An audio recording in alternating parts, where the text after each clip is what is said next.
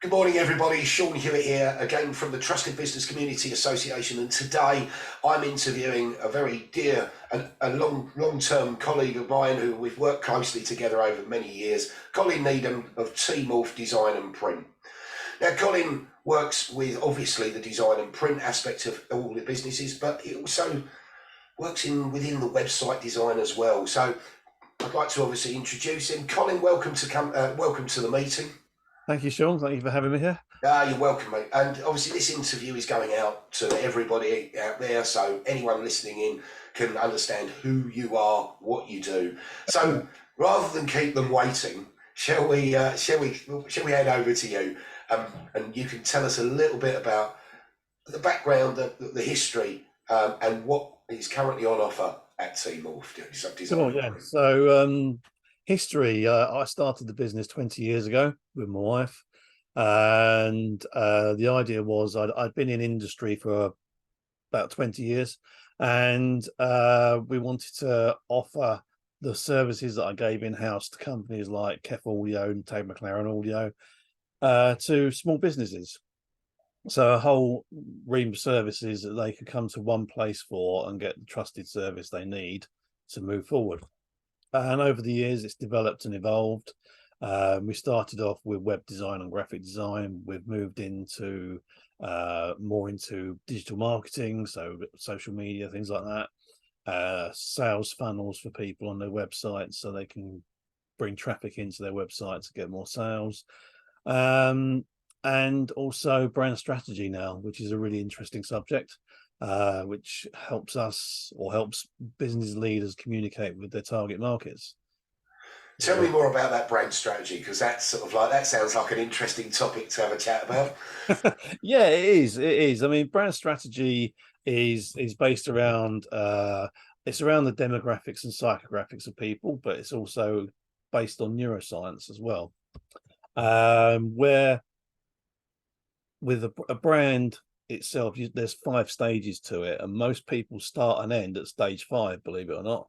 So they have a logo designed, they'll go out and get a website, and they'll go and do a few things on print and what have you, and that's it. Brand strategy in actual fact now starts at number 1, which is the internal brand, finding out more about your business, where it wants to go, etc. Getting a positioning strategy, so finding out your competition, where you sit with your competition, and how their marketing can affect your marketing, and vice versa. About the character of your business and your brand, so understanding how the customer expects to be communicated to, basically. Yeah. And then so that's the personality, etc. And then the verbal expression, which is how you communicate, so what type of voice you use, and basically you finish up with a whole bunch of short phrases and things that you can use in all your communications, which keep everything consistent. And then last but not least is, believe it or not, number 5, the visual expression, which is your logo, etc. And that's how big brands have done it for years, and it's now filtering down into smaller brands to allow people to get a better communication with their businesses. So if you think of it like an iceberg, about 20% at the top and 80% underneath the water that no one sees, but is vitally important. Do you know what? I've finally got something right in my life. I actually put the badge of trust up right at the end of everything else that you've just mentioned. I might have got the other things a bit round the wrong way, but Yeah. at least the actual logo came last. So so I've got something right at least. Brilliant. Thank you very much for explaining that. So you're obviously an accredited member here at the association, and you look out for small businesses and bring that knowledge of how brands can work into the marketplace and get them to understand what a brand strategy is all about. I love the way you mentioned about the fact that the verbal, what people see, and I take it, some of that strategy comes in with regards to the key words that Yes. That maybe would be used. So like the slogans that go with the brand. Absolutely. Is that what you mean by that? Yeah. It's that, and it's also the expressions you use when you're talking to people. Yeah. So there's basically, we create a brand story, and it's not a brand story that says this is what we did, how we got to where we are. It's a brand story taking the customer or the target audience as a hero through a journey, much like a film. Yeah, I So like that. Yeah, yeah, see that. I can visualise very that. deep. Yeah, very deep and meaningful. But I can see the power that it has Yeah. from doing that.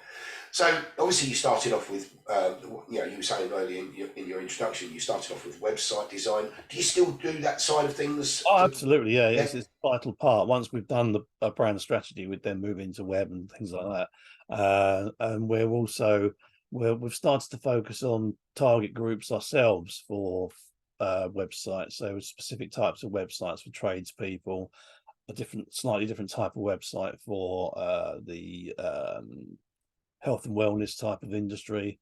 And then we've got other types of website for recruitment and estate agents, that kind of thing. So we will niche down into specific markets. So it can be very, very unique to each Yeah, individual business sector, basically. absolutely. And we can also do a lot more, if they want custom work done, we can create that custom work for them.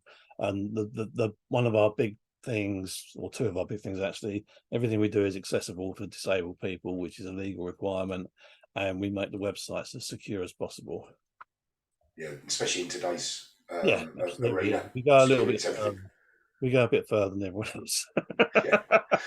Well, that's not such a bad thing, to be fair, because we know that in the cyber world, the cyber crime aspect of hacking and things like that that can go on, it's important to make sure that there is the relevant security attached to everything that we do online, not just our websites, but obviously other aspects of online activity that we may be using, such as social media, etc.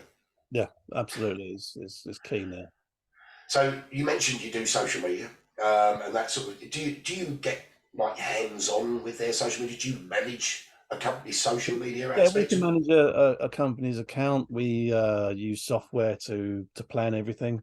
So we'll have a set of plans set up. We can pull in articles from um, their requirement, but we also keep an eye out for things that are going on that might affect them. So if it was a wellness company, it might be health and wellness day, or meditation day, that sort of thing. So we also tie in those sort of things, and we also try and encourage them to be a bit more creative with what they're doing on social media. So rather than just regular posting, etc., we try and get them to do things like campaigns that will bring more interest into the business. Yeah, 100%. I'm right behind you on that one. I find that I see a lot of it out there, and I'm sure just as we're talking, I'm sure this will be useful to, and your take on this will be also useful to the audience listening in today. Oh, yeah. I see so many very forceful sales posts out there. We can do this for you. We are experts at this. And it seems to me that people have forgotten that kind of advertising is very hard hitting, but Yeah, it's got there's no human element to it. It's just sell, sell, sell, sell, sell, yeah, and it doesn't sit well. I know it doesn't sit well with me, but because I see it so often, and I'm thinking, oh, if only you could just maybe change that up and tell a story, give something that is going to be that creates interaction rather than buy now, and make it authentic so that the communication is actually informative rather yeah, than like sell, sell, sell. And one of the key things that I've said in many a time, when you see us posting stuff out, it's very rare that you'll see us posting stuff out about us. What we're posting out is about people who are part of us, so you. yeah, And we would talk about you, not us. And that's really important, because it then shows the audiences out there that we've got more to say than just ourselves. We've got plenty of opportunity to talk about those great businesses like yourself, Colin, who make up the accredited service standards that we've given out to the businesses that hold our badge of trust, which you've got. So it's really important to tell a story, isn't it?